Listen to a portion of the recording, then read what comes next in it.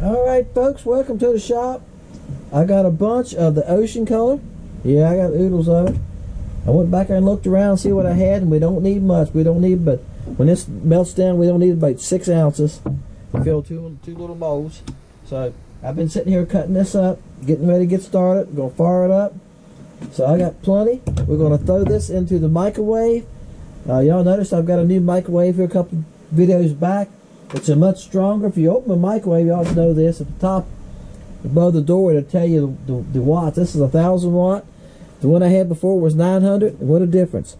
I'm still getting used to the timing on it because it will heat it up a lot faster. I almost burnt some the other day. I put it in there for like 20 more seconds and I opened it. It was almost 400 degrees. I went, wow, yeah, you can burn it, guys. And it looks like a burnt muffin. It just turns it black.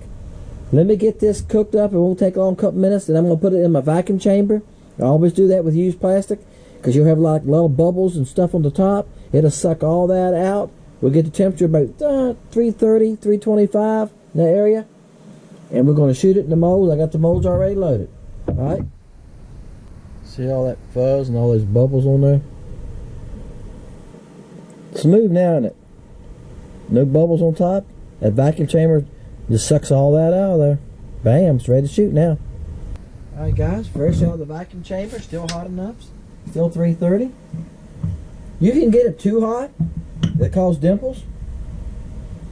I don't go into trying to explain sometimes what I'm doing, but Chris Jones out there, world's worst fisherman, he's already doing all that. So it's like people ask me about the depth finder all the time, and I tell them go watch Garmin Guru. He's got videos about how to set yours up, what to put the settings on. He's an expert at it. He studies it. He goes around and gets seminars. He goes on the boats with people, teach them how to use it. So that's the man you want to go. Garmin Guru, if you want to learn more about your live scope. Y'all ready to open the molds? I don't know if how well show up with the camera. It probably looks like I got a bunch of baits laying there, and I do. I got a bunch right here too in front of y'all. Y'all can't see. This is the orange slice color in the BA Stinger. It was the first round.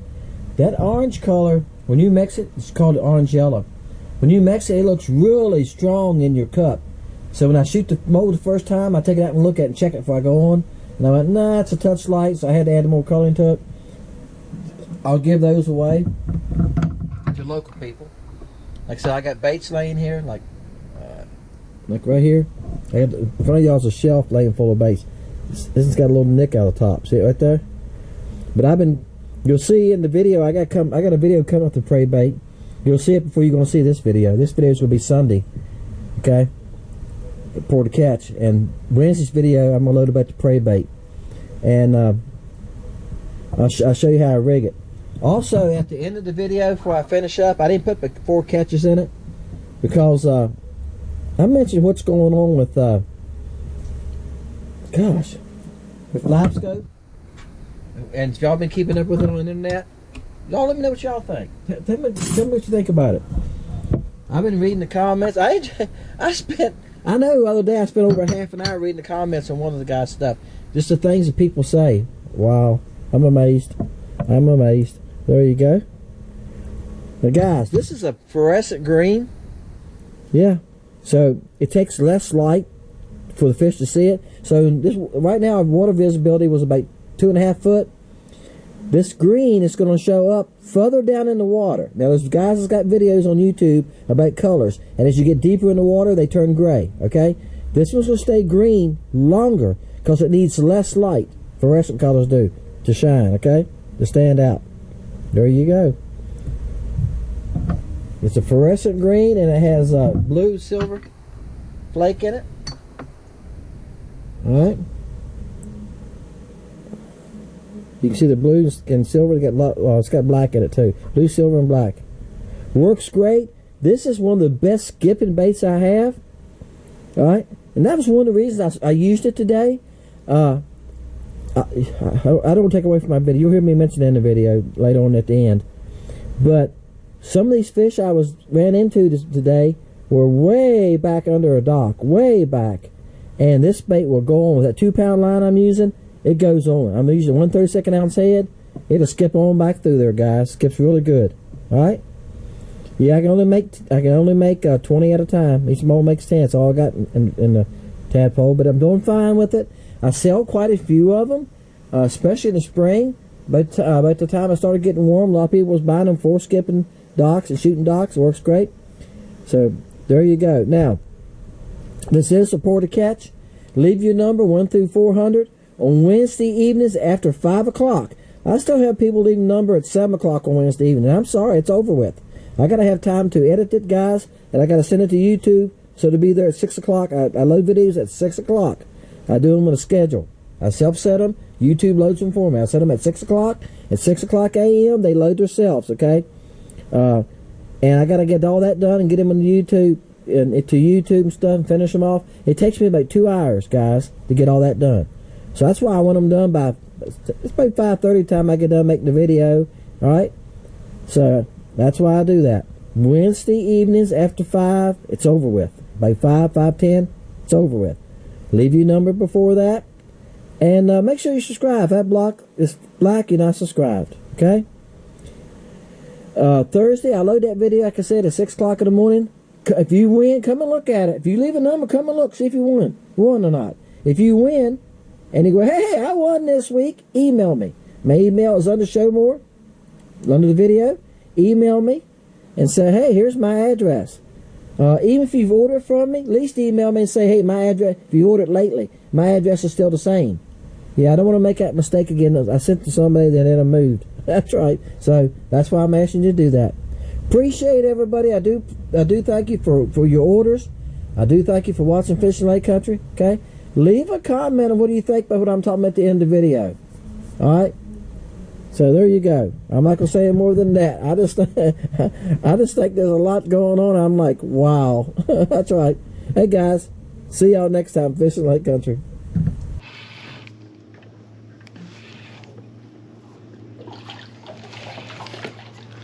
He had me on the post, didn't he? I got off somehow.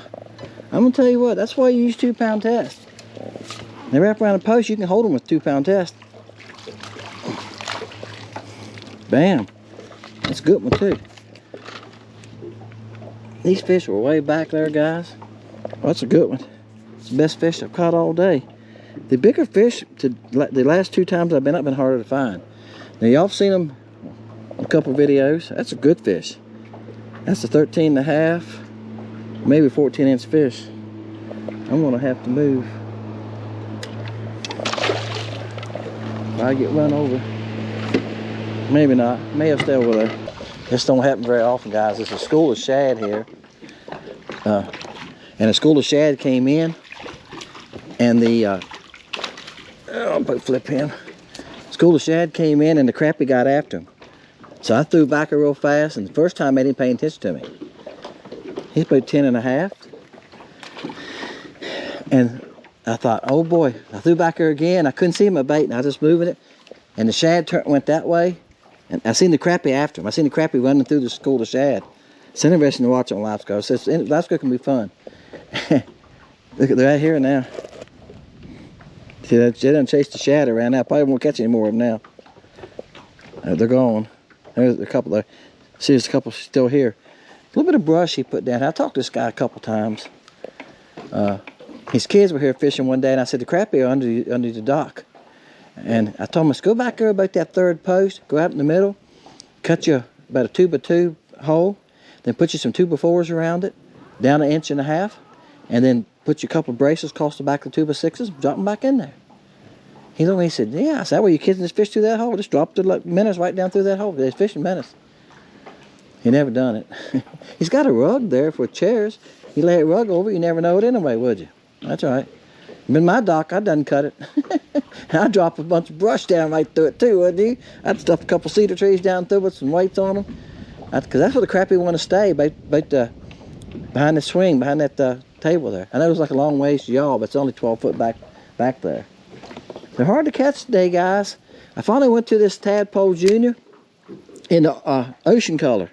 Yeah, I tried some natural looking colors. They bump it. But they'll hit this. This color is a fluorescent color. Looks different to them. And I think that's why they hit it. Bam. Finally got another one. Been a little bit, guys. As I said, the fish not easy to catch today.